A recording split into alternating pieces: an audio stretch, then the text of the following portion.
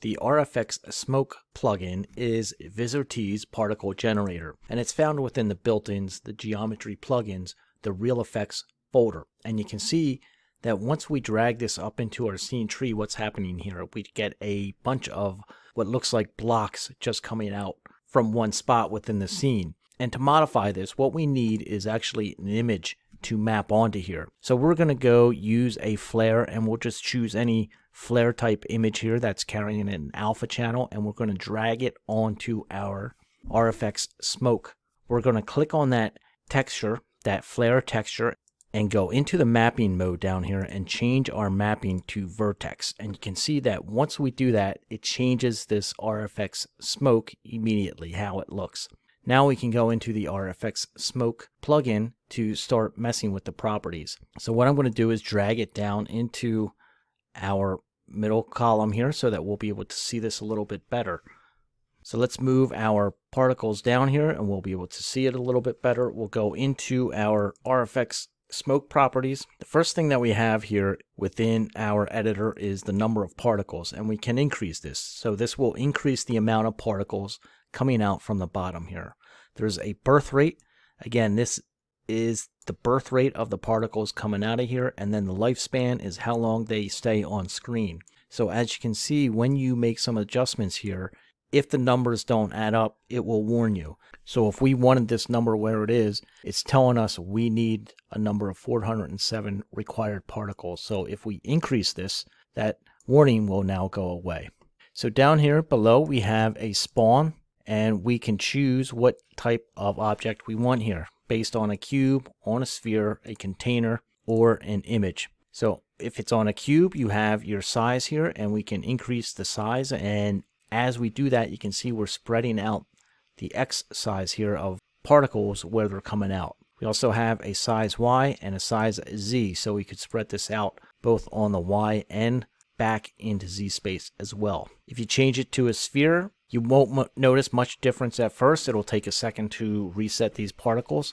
We also have a container setting here, which we can reference tracking objects and different containers. Now there's also an image, so we could base it off an image as well. If we change it back to cube here, it will reset the particles back on the screen. We also have an impulse here. If we change to this, we can influence how these particles react, such as with the speed, so we can increase or decrease the speed of these particles. We can also rotate the particles on the X and the Z. There's an angle of them, so we can adjust the angle of this and the twist of the particles as well. Then we have forces, so we can apply things like gravity. We can have these particles go the other way. There's also some air resistance, so we can add some air resistance to the particles. And then some turbulence factor as well. We can increase the turbulence on the X, on the Y, and on the Z. Next to the turbulence, we also have our force. So we increase the force here, and the rotation Z as well, and it all will affect these particles. Next tab here is the size. You have a birth size, so we can increase the size of the birth. As we do that, you can see how it comes out bigger when it first starts its life here. Then we can increase or decrease the depth of it, so when these things are fading off the screen, they're going to get bigger if we increase the depth. And if you want to decrease the depth, you can make them smaller as they are at the end of their lifespan here. So reset all of this. There's also a rotation, so we can initialize a rotation here and a spin for our particles.